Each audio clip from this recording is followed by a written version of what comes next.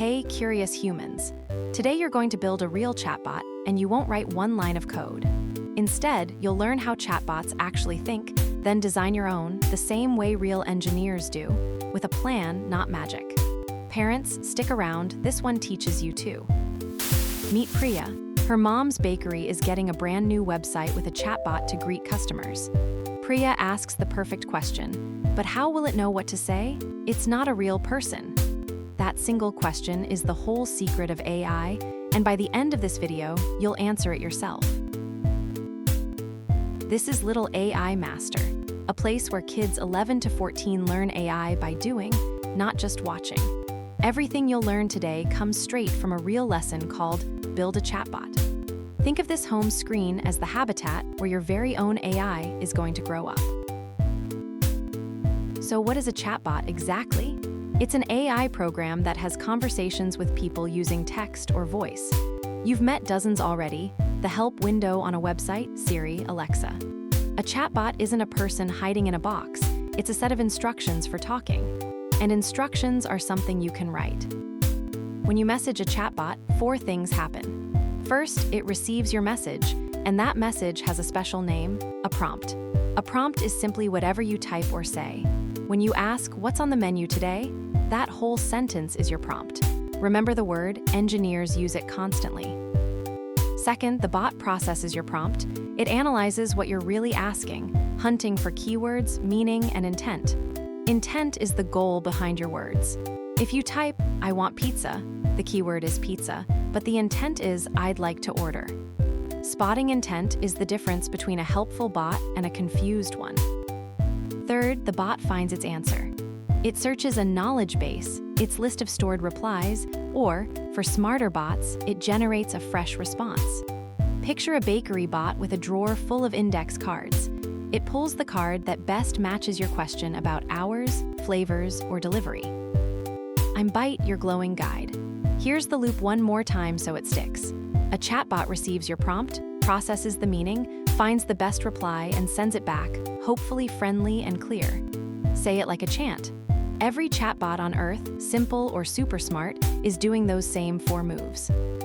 Quick pause. Everything we're teaching is a real, playable lesson, story, quiz, and a build-your-own challenge. If you want to actually do it instead of just watch, the link's in the description, LittleAIMaster.com. Now, back to building. Here's a number that surprises everyone. The very first chatbot was built in 1966, almost 60 years ago, long before smartphones, the internet, or even most home computers. Chatbots aren't a brand new ChatGPT thing. People have been teaching machines to talk for 3 whole generations. That first chatbot had a name, ELIZA. She was made by a scientist named Joseph Weizenbaum at MIT. ELIZA was simple. She just looked for keywords and flipped them back as questions. Say, "I feel sad today," and ELIZA would reply, "Why do you feel sad?" No real understanding, just a clever pattern. Here's the wild part. People were amazed. Some users forgot they were talking to a program at all and shared real secrets with ELIZA. But she understood nothing. She only matched and mirrored words. That gap between sounding smart and being smart is something even today's most powerful AI still wrestles with. ELIZA would be stunned by me. Modern chatbots don't just mirror your words, we track context, the situation around what you said, so "it's freezing" might mean "close the window," not just a fact about weather. We're far smarter than 1966. But the 4-step loop, still exactly the same. Now, not all chatbots are built alike. There are 6 main kinds, and knowing them helps you pick the right one for your idea. The simplest are rule-based bots. They follow set patterns and scripts, like the FAQ window on a website. If the user says X, respond with Y. Predictable, reliable, and easy to build. Next, menu-based bots give you buttons to tap, like a pizza ordering bot where you choose small, medium, or large from preset options. Then keyword bots scan your message for specific trigger words. Type hours, and the word hours fires off the schedule reply. Both are clever without being truly intelligent. The Smart 3, AI-powered bots use machine learning to understand context and improve over time. That's Siri, Alexa, and ChatGPT. Hybrid bots mix approaches. Rules for the easy stuff, AI for the tricky stuff. And voice bots talk out loud, like a phone support line or a smart speaker in your kitchen. This is Byte inside the app, a real AI-powered chatbot you can ask anything. Notice it doesn't just spit answers. It teaches, asks follow-up questions, and remembers what you're working on. That's the AI-powered type in action, understanding context, not just matching a keyword from a list. Pop quiz for later. If you built a bot just to share your school's lunch menu, would you really need ChatGPT-level AI? Probably not. A simple keyword or menu bot would do. Great engineers pick the simplest tool that works. Keep that in mind as we start designing yours. Back at the bakery, Priya's mom says the key line, "That's where we come in, we need to teach it." So they spend an hour writing down common questions. What flavors do you have? Do you deliver? Can I order a birthday cake? For each one, they crafted a clear, friendly reply. You design a bot by planning its conversations. Here's the real design recipe. Step 1, decide your bot's purpose: bakery help, school info, game tips. A bot that tries to do everything does nothing well. Step 2, list every question users might ask. Aim for 10 to 20 common ones. Priya's family wrote theirs on paper first. No computer needed yet. Step 3, write a clear, friendly response for each question, not a robotic dump. A real helpful answer like, "We're open 8 a.m. to 6 p.m., Tuesday through Sunday." Step 4, add a warm hello and goodbye. First impressions matter, even from software. A good greeting makes a stranger feel welcome in seconds. Why bother? Priya's mom nails it. A chatbot is like a new employee who never forgets, never gets tired, and can talk to 100 customers at once. After 1 hour of writing, their bot could answer 20 different questions at 2 in the morning with no human awake. That's the superpower of good design. Inside LittleAIMaster's creation studio, you don't just read about building, you actually make things. There are tools to design conversations, draw, and experiment. Learning AI by building is like learning music by playing, not by memorizing. Watching is step 0. Making is where it finally clicks. Step 5 is the one beginners skip and pros never do, the fallback. Always add a line for when the bot is lost, something like, "I'm not sure I understand. Could you rephrase that?" Because bots will get confused. A graceful "I didn't catch that" keeps the conversation alive instead of slamming a door. In the lesson, you sort real replies into good and bad. "Where are you?" answered with, "I don't know anything about that," bad, a dead end. As answered with, "I didn't understand that, can you try again?"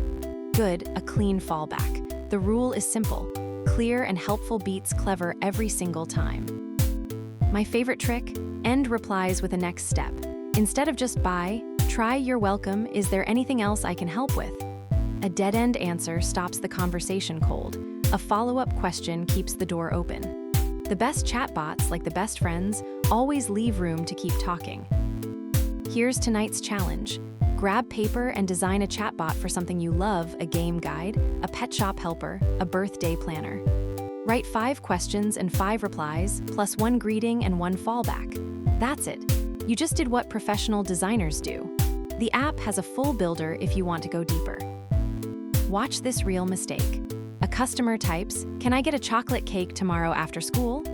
The bot spots the word chocolate and proudly lists cupcake flavors, totally missing the point.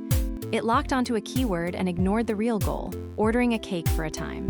Good bots detect intent first, then grab the details. That message actually held 3 pieces of information: the intent, placing an order, the flavor, chocolate, and the time, tomorrow after school.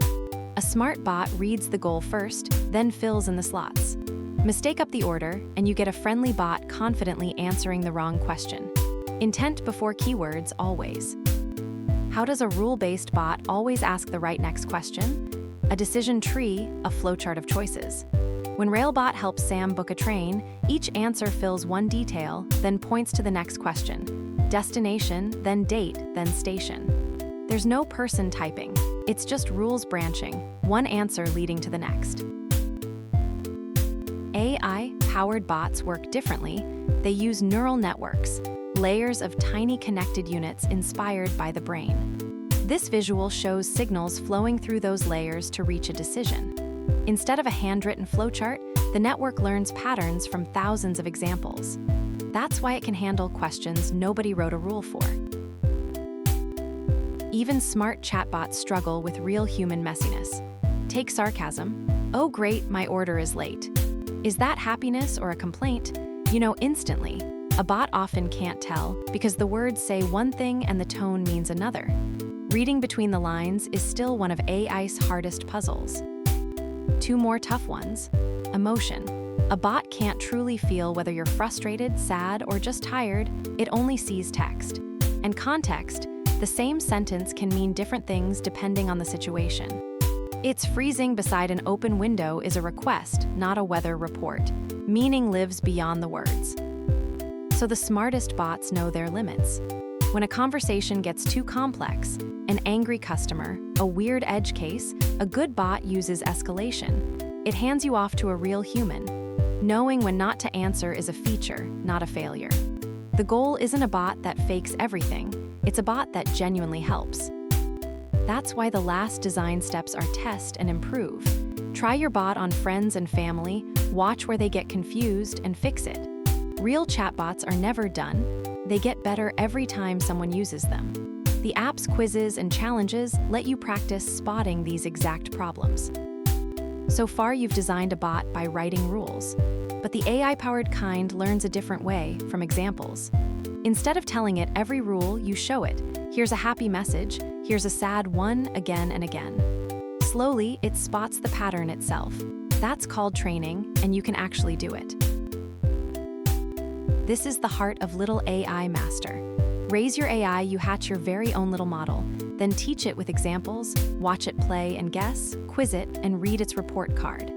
It grows from a hatchling to a learner to smart, all the way to graduated. You're not using AI, you're raising one. Here's the rule every AI engineer lives by. An AI is only as good as the examples you feed it. Teach it 10 messy, lopsided examples, and it learns badly. Teach it clear, balanced ones, and it learns well. Garbage in, garbage out, but good examples in, and you get an AI you can be proud of.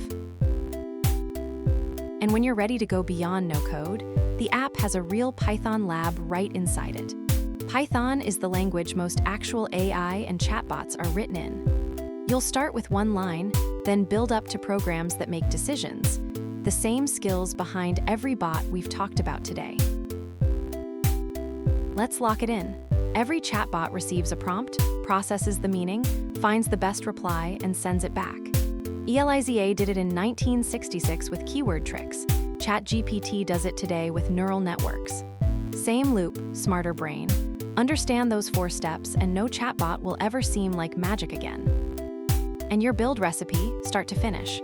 Purpose, then questions, then clear responses, then friendly greetings, then a fallback for confusion, then follow-up questions, then test, then improve. 8 steps. Notice you never needed to code to design a great chatbot. You needed to think clearly about a conversation. As you finish lessons, the app tracks every win, chapters cleared, XP earned, skills unlocked. It's the same idea as training an AI. Small examples, repeated, add up to something powerful. Each lesson you complete is one more example teaching the most important model of all, your own brain. And when you complete a course, you earn a real certificate with your name on it. Proof you didn't just hear about AI, you built with it. That's the whole point of LittleAIMaster. Kids 11 to 14, and parents too, becoming people who shape AI instead of just being shaped by it. Look how far you came in one video. You can name 6 kinds of chatbots, explain the 4-step loop, design your own conversation, write a fallback, spot the intent trap, and even train a model from examples. The bakery bot answered 20 questions. You just learned the ideas behind every one. So here's your move. Don't just imagine your chatbot, go build it. Head to LittleAIMaster.com, hatch your own AI, and start teaching it today. It's made for curious kids and the parents learning right beside them. Pick a topic you love and design your bot tonight. Remember Priya's question, how will it know what to say? Now you know the answer, because somebody taught it. And that somebody can be you. If this helped, subscribe so we can keep learning together. Until next time, don't just use AI, raise one.